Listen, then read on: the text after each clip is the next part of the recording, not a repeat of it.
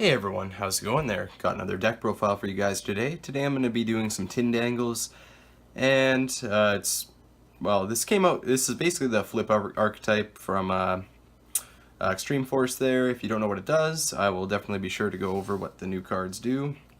It's basically it's kind of like a link deck that basically just goes into this guy, and that's all it really does. So this extra deck is nothing really too fancy, it's just we are good, and I will jump right into the profile, starting off with the Tindangle monster lineup. I run 3 of every single one. This one, Tindangle Protector, it's the level 3. The flip effect is actually really good, like a couple turns in once you get set up. Flip, you can change up to 3 face down defense position monsters you control to face up defense position. So essentially that could trigger off your other Tindangle flip effects. But also the really good part is then if all those monsters are Tindangle monsters, you can add up to that many Tindangle cards from your deck to your hand. Now I know it says Tindangle cards, but there is only one non-monster card that you could add to your hand, the trap card. It is the best card in the deck, but again, this takes a little bit to set up. Anyways, not too bad. It's one of the 2 Tindangle monsters that we can actually normal set. And here is the other one, the level 4, Tindangle Angel. This one's flip effect is you can special summon 1 flip monster from your hand or graveyard in face down defense position. This is actually pretty good because it does allow us to set off other effects, other Tindangle effects. Then, if it's your opponent's battle phase, end the battle phase. So if you have this guy set, your opponent attacks into it, flips it, they can even destroy it, but the battle phase ends. So you can special summon out another Tindangle in face down defense position and go from there.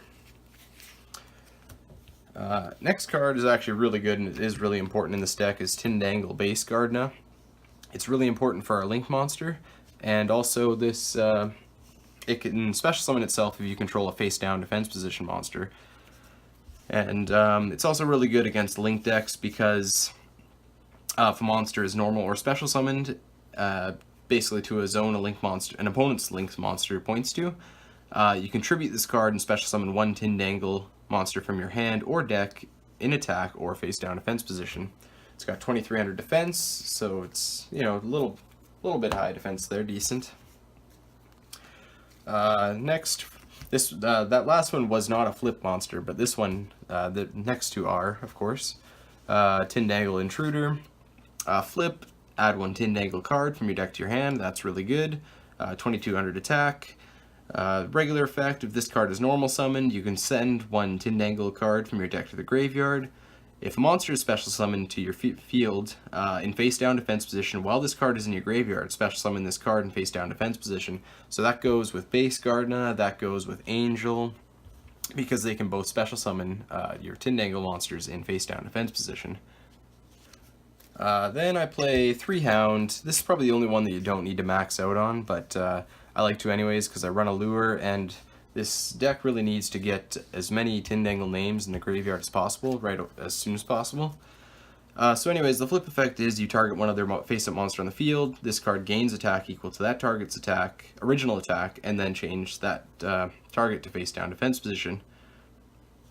So you can either reuse your own Tindangle's effects by flipping them face-down, or you can target an opponent's monster, flip it, and gain a big attack boost. Just regular effect is each monster your opponent controls loses 1000 attack for each monster linked to it. So if your opponent has a bunch of co-linked monsters, they'll all lose like 1000 attack. So this is really kind of like anti-link deck, I guess, is kind of what it is. So that's not too bad. And if this card is destroyed by battle or card effect and sent to the graveyard, you target 1 face-down monster on the field, change it to face-up defense position. So again, if you flip one of your own Tindangles down, this guy gets popped. You can flip whatever face-down Tindangle you have and get its effect off. Then we just run Apprentice Piper because it's dark, it's flip, it fits the deck. You can flip effect, you can special summon 1 monster from your hand. If it's destroyed by battle or card effect and sent to the graveyard, special summon 1 monster from your hand. Pretty good. And because it's all dark, I play 1 Dark Arm Dragon, just because I love the card. And yeah, that's about it. One thing I should say about Dark Arm Dragon is that it is important to keep your Tindangle names engraved. So you would either banish your Apprentice Piper, or I mean, if you had enough Tindangles, you could banish one of them, or you had multiples of the same name. That's essentially it for him. Onto the spells, we run 3 Allure of Darkness. Again, we are playing all dark monsters, so this is pretty much always live. And, you know, just with the Dark Arm Dragon, you know, if it's going to be useless to you, or, you know, you can win without it, then of course you could banish it away from you, or, you know, a dead Apprentice Piper when you've already got your board set up, or any additional names that you don't need. So onto the 2, like, Tindangle spell cards. They're not Tindangle by name, but they are for the archetype. Yeller Circuit is the field spell. This is your opponent's monsters cannot attack if you control 3 or more Tindangle monsters. Once per turn, during your standby phase, you can target 1 Tindangle monster you control, give control of it to your opponent. So of course, this will work in tandem with the Link monster, and you know, there is a nice way that you can OTK with this deck. The rest of it is, you can banish this card from your graveyard, discard 1 Tindangle card, and add 1 Yeller Circuit from your deck to your hand. Now, both the spell cards for this deck have that same type deal where you can banish it from your graveyard, discard a Tindangle, and then add the spell card from your deck to your hand. So it actually does come up quite a bit. And there's the other one, Naggle's Protection. This one's really good, actually. This one is unfortunately, it's only the main monster zones, but Tindangle monsters you control cannot be destroyed by battle or card effects. And once per turn, if your Tindangle monster inflicts battle damage to your opponent, the damage is doubled. So that, in tandem with Yeller Circuit and having a Tindangle Acute Cerberus on the board, you can actually go for an OTK with that, which is kind of nice. And of course, you can banish this card from your graveyard, discard a Tindangle, and add 1 Naggle's Protection from your deck to your hand.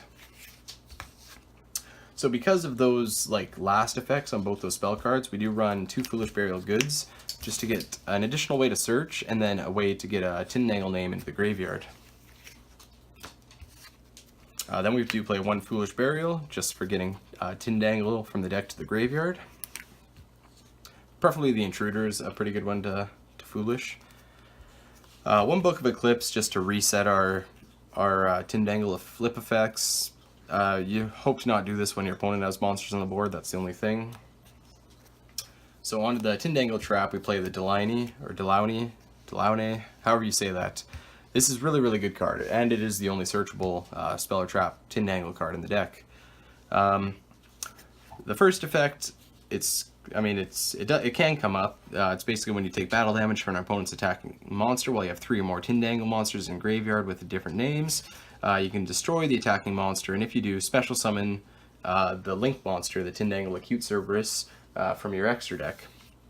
But what can come up quite a bit is the graveyard effect, where if you control no monsters in the extra monster zone, you can banish this card from your graveyard, target 3 Tindangle monsters with different names in your graveyard, and special summon them in face down defense position.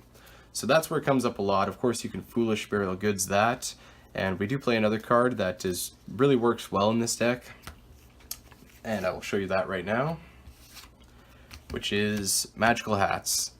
This card is extremely, well, I don't know. It suits the deck well, is what I should say. I mean, I'm not going to say it's like broken or anything, but it is a nice piece of spice to sprinkle into this deck. Basically what Magical Hats does is during your opponent's battle phase, if you control a monster, you can choose up to 2 spell or trap cards from your deck and 1 monster you control, special summon the spell and trap cards as normal monsters in face down defense position, and then if the monster that you've chosen that you've already controlled isn't already set, you can flip it face down defense, shuffle the spell and trap with that monster up onto the field and to different locations so your opponent doesn't know which one is which, and then have them set. Your opponent can go through their battle phase, and no matter what, at the end of the battle phase, your spell and trap card gets destroyed. So that's a way to get your Delaunay to the graveyard, your Naggle's Protection, your Yeller Circuit. It's a way to get all those to the graveyard and be able to use their effects. And it's also it just works out well if you've already found a way to mill your extra names, because then you can use the banish effect to special summon out 3 Tindangles in face down defense position. So yeah, Magical Hat's really good, and it just kind of stops your opponent from being able to attack through you if they have a bunch of monsters on the board. Then we run 2 Fiend Griefing. Just I didn't know what else to put in the deck, but this kind of just suits it because all the Tindangles are Fiends. Basically, you target one monster in your opponent's graveyard, shuffle it into the deck, then you can send one Fiend-type monster from your deck to the graveyard. So it's kind of like a Foolish. And, I mean, it can come up where it's okay. It does suck that it relies on your opponent having a monster in the grave, but I mean, it's alright to bluff out like a Twin Twister or something with this. I don't know. Maybe they discard a monster so you could actually chain this, who knows. But yeah, that's it for the main deck anyways. So on to the extra deck. We'll go through this really quick. We'll just basically explain what the Tindangle Acute Cerberus does. It's a link 3, requires 3 Tindangle monsters, has 0 regular attack, original attack, sorry, but gains 3000 attack if you have 3 or more Tindangle monsters with different names in your graveyard, including the base card. Now that's why that one's so important. Then it gains 500 attack for each Tindangle monster it points to, and at the end of the battle phase of this card declared an attack, you can special summon 1 token. So the tokens are good because then it's Tindangle names that can boost it by 500 attack. But the reason that the yellow circuit during the standby phase, you could change control of your base Gardna and place it here. And if you already have at least one other monster that it's pointed to, then it'll have 4000 attack. And then with Naggle's protection, when you swing into that base Gardna for attack, it'll double the battle damage that it does. 4000 into 0 does 8000, so that can be an OTK. We play 1 Master King Archfiend just because we are playing Fiends, and that Tindangle Angel has 500 attack every standby phase. This guy, you pay 500 life points, so his effect is live to where you can dump a monster with attack equal, or dump a Fiend with attack equal to the life points that you paid. So you pay your 5000 in standby, you can dump an Angel. I don't know how much it'll come up, but it's from Extreme Force. Figured I'd throw it in here. 2 Proxy, 1 Underclock Taker, just from some more generic Link 2s, Decode Talker, just because. Pretty much all you're ever going to go into is the Acute Cerberus. And then just some rank 4s, I don't see it being able to go into XCs too much with this deck. But, you know, Baguska, Abyss Dweller, Tornado Dragon, Giant Hand, Cowboy, Utopia Package. Yeah, I don't know. I'd probably almost do this as like just completely links, wouldn't do anything else with it. But of course the main boss monster is Acute Cerberus. And yeah, that's pretty much it for the deck profile. Let me know what you guys think about it. I could probably definitely touch up the extra deck, but again, I just didn't know what to throw in here.